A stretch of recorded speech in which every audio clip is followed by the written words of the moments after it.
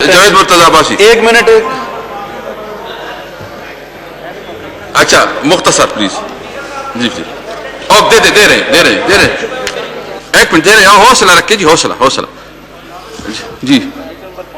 Item number 5 time नहीं जी। ऐसा इकबाल साहब। जनाब स्पीकर, मैं आपका बहुत ही मशहूर हूँ और नहाई मुख्तसर सी बात करूंगा। जनाब, जब हम पिछले सेशन से यहाँ ब्रेक किए हैं और उस दौरान अब आज ये सेशन है, मेरा बचपन सारा कराची शहर में गुजरा है। मेरे 60s में स्कूलिंग वहाँ पे हुई। उस वक्त रोशनियों का शहर था। मीडिया पे जो इस वक्त कराची के लोगों की मंजर कशी है, बिजली नहीं है, पानी नहीं है, और जिस बुरे हालत में हमारा ये फाइनेंशियल कैपिटल शहर है, इस ऐवान का फर्ज है कि उसका नोटिस ले।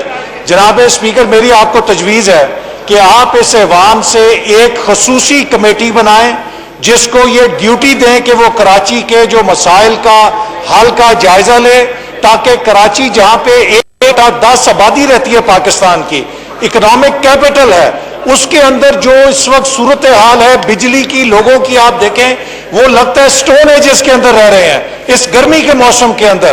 तो लिहाजा कराची में बिजली और पानी के मसले को हल करने के लिए इस ऐवान की आप एक खसूसी कमेटी बनाएं जो अपनी सिफारिशात दे और हुकूमत उनके ऊपर अमल दरामद करे। जी फहीम खान सॉरी, फहीम खान भी बात करें। अकबर साहब थोड़ा देर बात कर। फहीम खान प्लीज। फहीम खान आपका सीट किधर है? 94 कॉल ले। 94। शुक्रिया स्पीकर साहब। एक अहम मसले की जानिब में मिनिस्टर साहब भी बैठे हैं। मैं मिनिस्टर साहब का पहले शुक्रिया अदा करूं। जिस तरह हम मिनिस्टर साहब से अगर रात को रब्ता करते तो रात को भी हमारे राब्ते में रहते हैं, और इसी तरह मैं ये बता दूं आपको कि 23 तारीख को मिनिस्टर साहब ने एक मीटिंग अरेंज करवाई थी कि इलेक्ट्रिक के साथ। उन्होंने कहा था कि आरएफओ हमें नहीं मिल रहा, जबकि कैबिनेट ने अप्रूवल दे दी थी कि आप अपना इंपोर्ट भी कर सकते हैं। उसके बाद 26 तारीख से उनको आरएफओ मिलना स्टार्ट हुआ।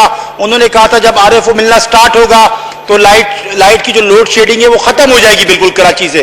सर, इसके बावजूद बारिश के कुछ कतरे कराची में गिरे, पूरी बारिश नहीं हुई, पूरा कराची ब्लैकआउट हो गया है। सर, मैं यहाँ कह रहा हूँ, यहाँ लोग उठ के स्कोरिंग करते हैं यहाँ पे उठ के। सर मुझे बताइए मुआहदे कब हुए थे? सर, हम आज भी कराची की नुमाइंदगी कर रहे हैं।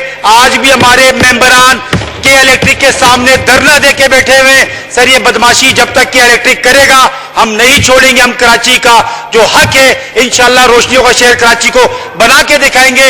चाहे वो किसी जमात ने, पीपल्स पार्टी ने जब सर ये एग्रीमेंट किया था, इनको सोचना चाहिए था। और मैं यहाँ मिनिस्टर साहब आपसे रिक्वेस्ट करूंगा, 2023 को इनका जो एग्रीमेंट है वो खत्म होने जा रहा है। जब तक 2 से 3 साल है सर, किसी और को भी कॉम्पिटिटर इनके लेकर आए ताकि इनकी ये सर जो गुंडागर्दी है इलेक्ट्रिक की खत्म की जाए। बहुत शुक्रिया स्पीकर। रफीउल्लाह साहब आगा रफीउल्लाह जी। बहुत शुक्रिया जनाब स्पीकर साहब। जी नवीद कंवर साहब please. So just a point of clarification that the honourable member has alleged कि पीपल्स पार्टी के ज़माने में ये मुआहदा हुआ था। ये प्राइवेटाइजेशन जो हुई थी पीपल्स पार्टी की गवर्नमेंट आने से पहले हुई थी। शौकत अजीज साहब के प्राइम मिनिस्टर थे तब हुई थी, और उसके बाद वो मुख्तलिफ टाइम्स पे उसके ओनरशिप चेंज हुई है। लेकिन जहाँ तक इस बात का ताल्लुक है कि हम आपके साथ खड़े हैं इस इशू पे, हम बिल्कुल हम लीड लेते हैं, आप हमारे साथ आए, या आप लीड लें हम आपके साथ जाएंगे। लेकिन केएससी जो कि इलेक्ट्रिक जो इस वक्त उनका रवैया है लोगों के साथ, कराची के लोगों के साथ, वो उसकी सख्त मजम्मत भी करते हैं, और जो भी उसके लिए लाए अमल होगा हम आपके साथ शामिल होंगे उस लाए अमल में। जी रफीउल्लाह साहब, मैं सर इसको इसके बाद आप फाइनल वाइड अप कर लें। बहुत शुक्रिया जनाब स्पीकर साहब। जनाब स्पीकर साहब, मेरे कुलीग्स ने बहुत अच्छी बातें की कराची के लिए। मुझे अफसोस ये होता है इस ड्रामे पर, इस मगरमच्छ के आंसू को लोगों ने वोट दिया है, वो इसलिए इंपावर किया है कि आप डिसीजन लें, आप फैसले लें।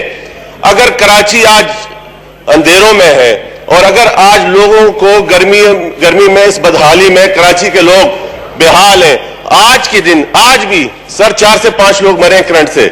میرے حلقے میں ابراہیم حیدری میں 4 لوگ پرسوں مرے تھے. ایشو یہ ہے کہ آپ احتجاج اور پروٹیسٹ کس کے خلاف کر رہے ہیں؟ کراچی کے عوام کو کیوں بیوقوف بنا رہے ہیں؟ آپ لے ڈیسیجن، آپ فیصلہ کریں، ہم آپ کے ساتھ ہیں. جس قسم کا سخت فیصلہ آپ کو لینا پڑے اس ایشو پر ہم آپ کے ساتھ ہیں. یہ بات چھوڑ دیں کہ اس نے یہ کیا، اس نے یہ کیا. آپ کیا کر رہے ہیں آج؟ آپ کراچی کے لیے آپ کیا کر رہے ہیں اس کے اوپر بات کریں. تو میری آپ سے ریکویسٹ ہے جناب اسپیکر صاحب، میری آپ سے ریکویسٹ ہے کہ سر میری آپ سے ریکویسٹ ہے کہ اس کے الیکٹرک کے حوالے سے آپ نے کمٹمنٹ کی تھی پچھلے اجلاس میں کہ ہم بلوائیں گے. میں نے آپ سے کھڑے ہو کے اس ٹائم آپ نے فلور نہیں دیا تھا، آپ نے کمٹمنٹ کی تھی. میری ریکویسٹ یہ ہے کہ آپ کوئی رولنگ دیں، کوئی کراچی کے لوگوں کو پتہ چلے کہ ہمارے اسپیکر نے ہمارے لیے کسی قسم کی کوئی رولنگ دی، کوئی بات ہی. لوگ تھوڑے سے مطمئن لوگوں کی آپ کی طرف نظریں، اس ہاؤس کی طرف نظریں. تو آپ سے ریکویسٹ ہے ہاتھ جوڑ کے کہ کراچی والوں پر ایسا صاحب پلیز. جی شکریہ اسپیکر صاحب. یہ جو ڈسکشن چل رہی ہے KESC کے اوپر، یہ ایک بہت امپورٹنٹ ایشو ہے بیکاز سارا سندھ کا میجر پورشن جو ہے، جو پاپولیشن ہے وہ اس سے انوالوڈ ہے. اس میں 2-3 چیزیں میں کلیریفائی کر لوں. ایک تو یہ جنرل مشرف صاحب کے پیریڈ میں ہوا تھا. دوسرا اس وقت پرائیویٹائزیشن کے منسٹر حفیظ شیخ صاحب تھے جو شاید اب فائنانس کے ایڈوائزر ہیں. تیسری چیز یہ کہ جب یہ شاہد خاقان صاحب کی جب وہ پرائم منسٹر تھے تب چائنیز کمپنی نے یہ خریدنے کی کوشش کی تو انہوں نے روکی اس لیے کہ وہ دیکھیں اس کی بات سنو کہ آپ کیا پلیز. یہ سر ایک چائنیز کمپنی نے اس کو خریدنے کے لیے KESC کے شیئرز اپلائی کیا تھا، مگر KESC اربوں روپے کا جو سوئی سدن کو PSO کو اور ان کو جو پیمنٹیں کرنی ہے اور گورنمنٹ آف پاکستان کو، وہ آؤٹ اسٹینڈنگ ہے. یہ بہت امپورٹنٹ ایشو ہے. میرا یہ خیال ہے کہ ایک آپ کمیٹی بنا دیں ہاؤس کے ممبران کی جو KESC کا ایشو ریزالو کرے، نہیں تو حالات برے سے برے ہوں گے. اور وہ پبلک اکاؤنٹس کمیٹی میں بھی ایشو آ چکا ہے اربوں روپے دینے، اور وہ جو بھی گورنمنٹ ہوتی ہے چاہے پروونشل گورنمنٹ ہو فیڈرل گورنمنٹ ہو، اس کو بلیک میل کرتے ہیں چونکہ ان کے پاس بجلی بند کرنے کا مواقع ہے، مگر اربوں روپے انہوں نے دینے ہیں گورنمنٹ آف پاکستان کے. شکریہ. جی یہ آفتاب حسین جی ایک منٹ جی. آفتاب حسین صدیقی صاحب جی. راجہ شیراز صاحب آپ کا یہ ایشو ہے. خواجہ شیراز صاحب یہ تو تھوڑا ایشو ختم ہو جائے اس کے بعد آپ کو دیتا ہوں. یہ نہیں مجھے بتاؤ.